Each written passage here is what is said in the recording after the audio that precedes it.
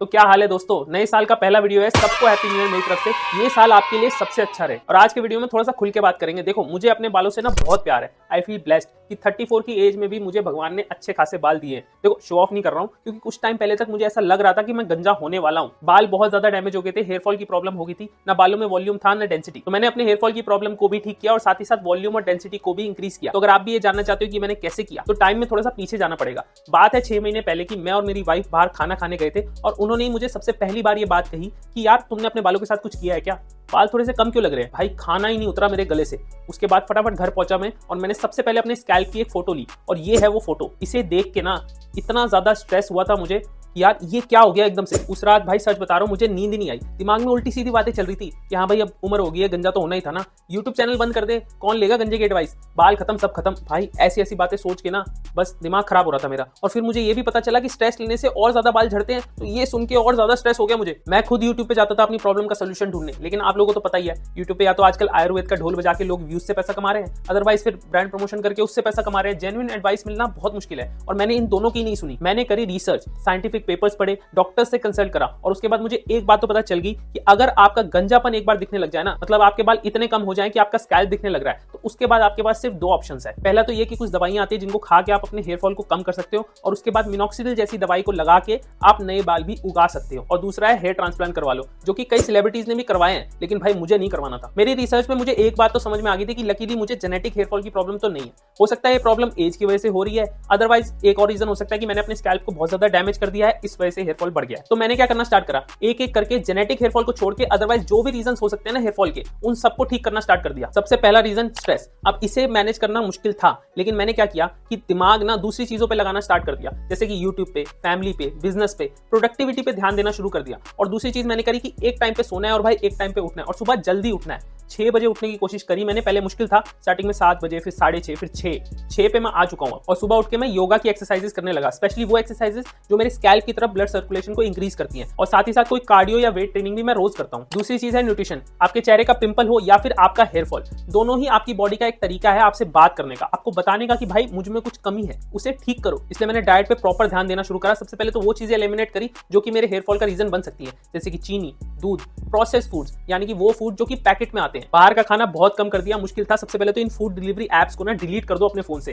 ये जब तक रहेंगी ना, वो क्रेविंग बनती रहती है। घर का खाना खाता हूं मैं और उसमें भी प्रोटीन ज्यादा खाता हूं, जैसे कि उबले अंडे, नट्स, चने, स्प्राउट। स्मोकिंग मैं करता नहीं था और अल्कोहल कंजम्पशन जो थोड़ी बहुत थी वो भी बंद कर दी कि भाई दारू छोड़ो, बाल इंपॉर्टेंट है। ब्लैक कॉफी पीने स्टार्ट करी दिन में एक बार, ब्लड सर्कुलेशन को भी इंप्रूव करती है और साथ ही साथ नेचुरल डीएचटी ब्लॉकर भी है। सप्लीमेंट्स लेने स्टार्ट करे, दिन में एक मल्टीविटामिन में लेता हूं, स्पेशली अपने बालों के लिए जो भी विटामिन और मिनरल्स नेसेसरी है उनका कॉम्बिनेशन मैंने ढूंढा एक मल्टीविटामिन में, और वो मैं लेता हूं। फिश ऑयल तो मैं बहुत पहले से ले रहा हूं। और तीसरा, मैंने कोलेजन सप्लीमेंट रिसेंटली 2-3 महीने पहले अपनी डाइट में ऐड करा है। अब कई लोगों को कोलेजन का नाम सुन के तो ये लगेगा कि भाई ये तो स्किन के लिए होता है। देखो, कोलेजन आपकी बॉडी में हर जगह है, आपके स्कैल्प में भी है। तो जब आपकी बॉडी में कोलेजन लेवल्स इंक्रीज होंगे तो आपके स्कैल्प तक भी तो पहुंचेंगे। और कोलेजन का बेसिकली काम क्या है? आपके एजिंग प्रोसेस को स्लो डाउन करना। तो भाई हेयर फॉल भी तो एजिंग का ही एक सिम्टम है, इस चीज को भी कोलेजन स्लो डाउन करता है। वीडियो पेड प्रमोशन ना लेके, इसलिए आपने नोटिस किया होगा कि ना तो मैं आपको प्रोडक्ट दिखाऊंगा, ना ही उसका नाम लूंगा। आपको लेना है तो मैंने लिंक डिस्क्रिप्शन में दिया है, जिसको जो सही लगे वो ले सकता है। तीसरी चीज थी हेयर केयर। अब मुझे पता था भाई मैंने अपने स्कैल्प को डैमेज तो किया है, मेरे बाल बहुत ज्यादा ड्राई हो चुके थे, मेरा स्कैल्प इतना ज्यादा ड्राई हो चुका था, मेरे बाल टूट रहे थे। इसलिए सबसे पहले तो मैंने कोकोनट ऑयल से मसाज करना स्टार्ट करा वीक में 3 बार। और साथ में जो मैं रिसर्च कर रहा था उसमें मुझे पता चला रोजमेरी एसेंशियल ऑयल के बारे में। 2015 के एक ट्रायल में इसे इंसानों पे टेस्ट किया गया था, मिनॉक्सिडिल 2% के अगेंस्ट, मतलब आधे मेल पैटर्न बॉल्डनेस को रोजमेरी एसेंशियल ऑयल दिया गया और आधों को मिनॉक्सिडिल 2%। और 2 महीने बाद दोनों की जो रिजल्ट्स थे वो सिमिलर थे, एक जैसे थे, दोनों में ही हेयर रिग्रोथ देखी गई थी। मिनॉक्सिडिल के बारे में अगर आप ये नहीं जानते कि आपने अगर एक बार इसे यूज करना स्टार्ट किया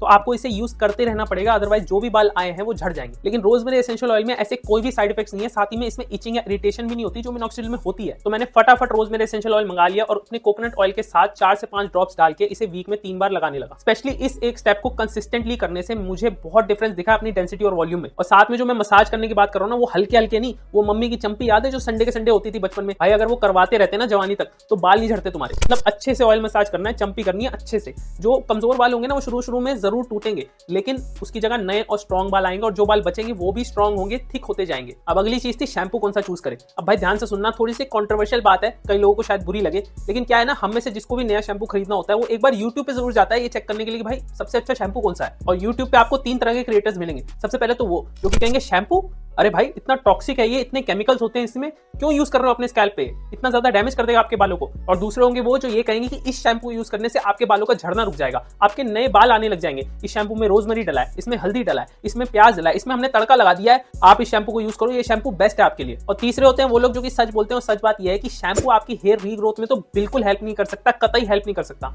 हाँ, हेयर फॉल कम करने में हेल्प तभी करेगा जैसे कि अगर आपको डैंड्रफ की प्रॉब्लम है और आपने एंटी डैंड्रफ शैम्पू यूज किया तो आपके डैंड्रफ को वो क्लियर करेगा और उसकी वजह से आपका हेयर फॉल कम हो सकता है। लेकिन कोई भी एंटी हेयर फॉल शैम्पू ना आपके नॉर्मल स्कैल्प पे हेयर फॉल को कम नहीं कर सकता। और साथ ही शैम्पू आपके लिए विलन भी नहीं है, वो हेयर फॉल को बढ़ा नहीं देगा अगर आप उसे ढंग से यूज करोगे, सही तरीके से यूज करोगे। भाई अगर शैम्पू लगा के 10-15 मिनट छोड़ दोगे और उसके बाद तब तक अपनी बॉडी वॉश कर रहे हो, उसके बाद शैम्पू को वॉश कर रहे हो, रोज रोज शैम्पू कर रहे हो, ओवर शैम्पूइंग कर रहे हो स्कैल्प की, तो भाई ऑब्वियसली शैम्पू आपके बालों को डैमेज करेगा। लेकिन नॉर्मल इंसानों की तरह शैम्पू करोगे, अपने स्कैल्प पे 30 से 40 सेकंड तक रखोगे और उसके बाद धो दोगे, तो इतनी देर में शैम्पू आपके बालों को डैमेज नहीं करेगा। देखो कुछ शैम्पूज होते हैं जो कि ऑयली स्कैल्प के लिए होते हैं, वो ऑयल को कम करते हैं, और कुछ शैम्पूज होते हैं जो कि ड्राई स्कैल्प के लिए होते हैं, वो ऑयल को इतना ज्यादा कम नहीं करते हैं। तो अपने स्कैल्प टाइप के अकॉर्डिंग शैम्पू खरीदो। इस पे मैंने अलग से एक पूरा वीडियो भी बनाया है, वो जाके भी आप देख सकते हो। और भाई इन्फॉर्मेशन थोड़ी सी सही लगी है तो वो सब्सक्राइब का बटन है ना नीचे, उसको भी दबा दो। सबसे पहले तो मैंने अपने स्कैल्प टाइप के अकॉर्डिंग एक शैम्पू चूज किया, और दूसरी चीज मैंने पानी की तरफ ध्यान देना शुरू कर दिया। देखो कई जगह पे इंडिया में हार्ड वाटर आता है, मेरे यहाँ भी हार्ड वाटर ही आता है, और ये जो हार्ड वाटर होता है ये आपके स्कैल्प का पीएच लेवल खराब कर सकता है। इसलिए मैंने क्या करना स्टार्ट करा, आरओ के पानी से बालों को धोना स्टार्ट कर दिया। इससे मुझे बहुत मेजर डिफरेंस मिला,